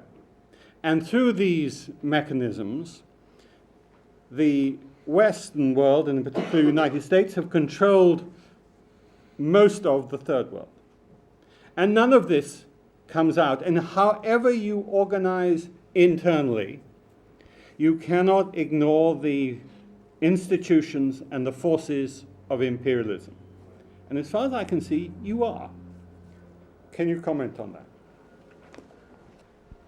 What was the beginning? How did you begin? Is Islam in one In one country? minute, no. Islam has to become global, and that is the destiny, as I believe.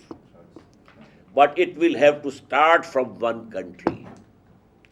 Just as it started from the Arabian Peninsula, and then that was through conquest. This is Lenin. This is. This is Lenin. But I'm saying what I mean. I have never read Lenin. I think you should. I have never read. You should. But for me, Quran is enough. And the life of the Prophet is enough. I need not read Lenin or Ho Chi Minh or somebody else. So it has to spread then. And I said yesterday, at that time, at the time of the Prophet, the spread was through conquest. Now because you have the television, you have the IT, you have all these measures, you can propagate the ideology throughout the world. And if you produce a sample, a model of true Islamic state, humanity is in search of a just social order.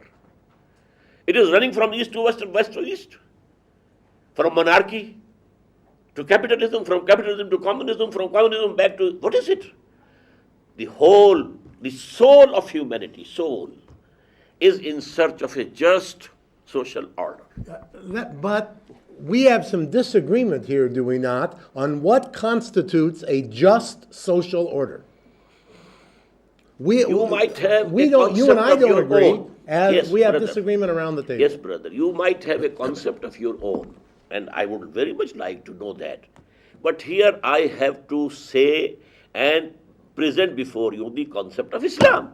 We understand that. But we also acknowledge, do we not, that just social order, that we have a variety of interpretations of what just social order is and or should be. And only a model will prove.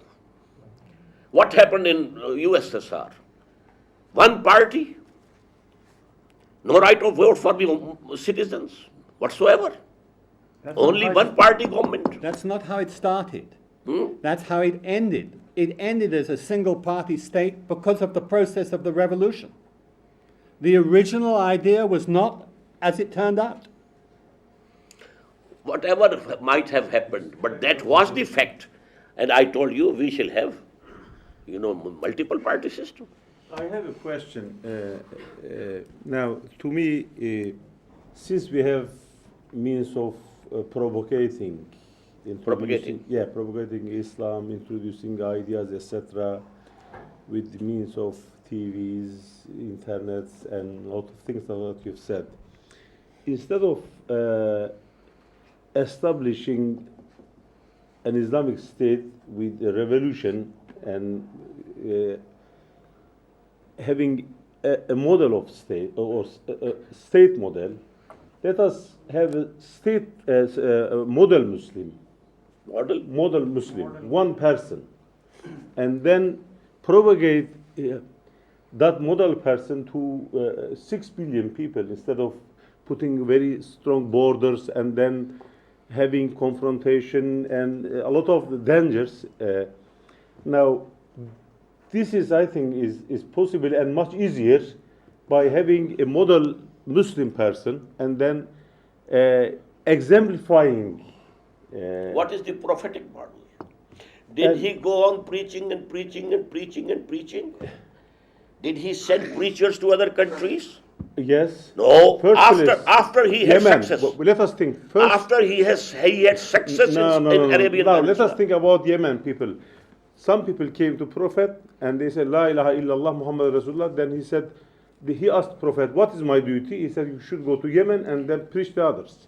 This is, but if we go That to was after people- the establishment of the Islamic State in before Medina. that was Yes. given. Yeah, no, after. Yes, after it. And He didn't send emissaries anywhere before the Hudaybiyah, which Quran called Inna Fatahna Laka Fathan Mubina. Only after that he sent people and he sent letters of inviting the monarchs and kings. So actually, And- we have a prophetic model before us, and that is to establish an Islamic state, make it a model for humanity. Come and see with your own eyes, this is Islam, and that will be the biggest preacher. Let's go back to Roger's question. Sorry, go ahead. Yeah. Some part of your speech, I mean, your talk, you said that Islamic State is only for the 20 years of what we call it. Full Islamic As-Sadat, state, yes. And then, but later on, you said that Islam is spread all over the world. Now, it is, when we see this, and when Prophet took Islam as a personal model to others, it spread quite fast and quite effectively. Not at all. When The it personal became a- model at Makkah.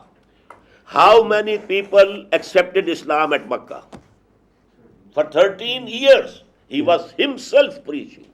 Yeah, but those people, But what was the case? but those people were the good example. إذا for جاء spreading نصر الله Islam. والفتح ورأيت الناس يدخلون في دين الله أفواجا. Brother, No, we must look to history as it is. yeah, but when they were good examples, it spread quite fast, okay, although it was very difficult in the first case.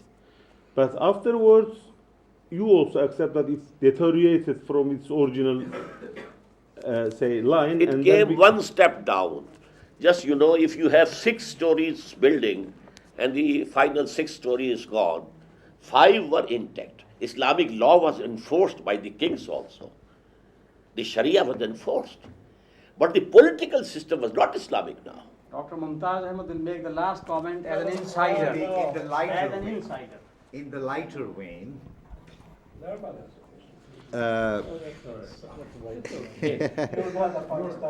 I just wanted to ask you something.